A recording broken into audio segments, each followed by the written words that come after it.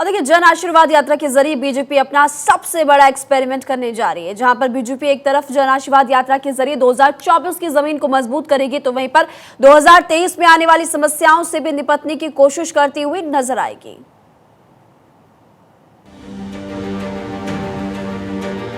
भारत माता की, भारत माता की। चुनाव से पहले जनता का आशीर्वाद लेने के लिए बीजेपी ने जन आशीर्वाद यात्रा को हरी झंडी दिखा दी है। इस जन आशीर्वाद यात्रा के सहारे बीजेपी ने घर घर पहुंचने की कवायद तेज कर दी। मकसद साफ है, गली गली यात्रा के सहारे वोटरों के मन को टटोलना। बीजेपी के प्रमुख रणनीतिकार माने जाने वाले अमित शाह ने मिशन 2023 की नैया पार लगाने के लिए अनुसूचित जाति और अनुसूचित जनजाति की 82 सीटों में भगवा फहराने का संकल्प लिया। आप लोगों ने कमलनाथ की सरकार यहां देखी है।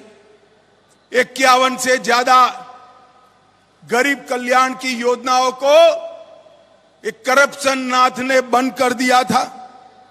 सीएमओ मनी कलेक्शन का ऑफिस बन गया था। कांग्रेस की working committee corruption working committee बन गई थी और 800 से ज्यादा ट्रांसफर हो गए थे। इस्तीफे के 15 मिनट पहले 63,000 करोड़ का मोबाइल घोटाला, 350 करोड़ का मोजरबेर घोटाला, 2400 करोड़ का अगस्ता वेस्टलैंड घोटाला, 600 करोड़ का इप्को घोटाला, 25,000 करोड़ कर्ज माफी का वादा न निभाना और 11,78 करोड़ का किसानों का गेहूं का बोनस खा जाना।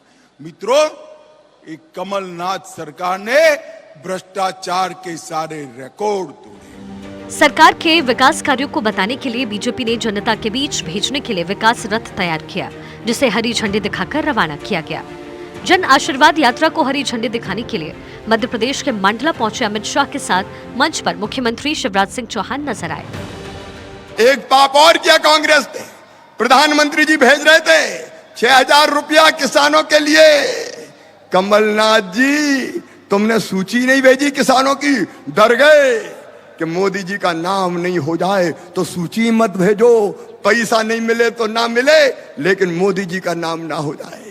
लेकिन अपनी सरकार बनने के बाद 80 लाख किसानों के नाम प्रधानमंत्री किसान सम्मान निधि में जोड़े और मेरे बहनों और भाइयों, पीएम साहब 6,000 दे रहे थे, तो चौथी बार मुख्यमंत्री बना तो मेरे दिल में भी आया कि शिवराज 4,000 तू भी दे रहे, चौथी बार बन गया है। एक तरफ जहां बीजेपी सियासी पेस पकड़ने की कोशिश में जुटी है, तो वहीं बीजेपी के अंदर खाने नाराजगी की भी चर्चा है।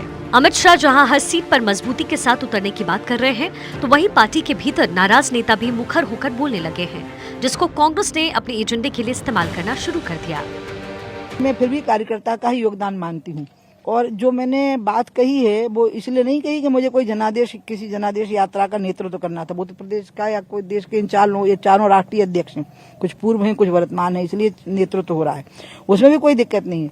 लेकिन मुझे ये अजीब लगा कि मुझे कहा ही नहीं कि आप कहीं थोड़ी देर के लिए आ जाओ, और फोटो तो भी गायब हो गया साथ में। तो ये उपभोक्तावाद की जो संस्कृति है ना, कंज्यूमरिज्म की, ये पॉलिटिक्स में आने लगी है कि इस्तेमाल करो और भूल जाओ। भाजपा की संस्कृति ही अपने बुजुर्गों को अपमान करने वाली है। आदरणीय मोदी जी ने जिस प्रकार से लाल कृष्ण आडवाणी जी, मुरली मनोहर जोशी जी और उनके 2 दर्जन वरिष्ठ नेताओं को दरकिनार किया, शिवराज सिंह चौहान अपने गुरु की बात चेला मान रहा है और यहाँ भी अहंकार में शिवराज सिंह चौहान अपने खुद के भाजपा के लोगों को तिरस्कृत कर रहा है। दरअसल यात्रा में राज्य की पूर्व मुख्यमंत्री उमा भारती को आमंत्रण तक नहीं दिया गया। उमा भारती भोपाल एक कार्यक्रम के सिलसिले में पहुंची तो वो भावुक होने लगी, कहा कि अब वो आएंगी भी नहीं। अब ऐसे में देखना अहम होगा कि एक तरफ जहां पार्टी जनता का आशीर्वाद लेने सड़क पर उतरी है, तो वहीं पार्टी के भीतर इक्का दुक्का ही सही लेकिन नाराजगी की खबरें भी आम हो रही हैं। इन सब से निपटना भी बीजेपी के लिए एक बड़ी चुनौती हो सकती है। Bureau report, Bharat 24।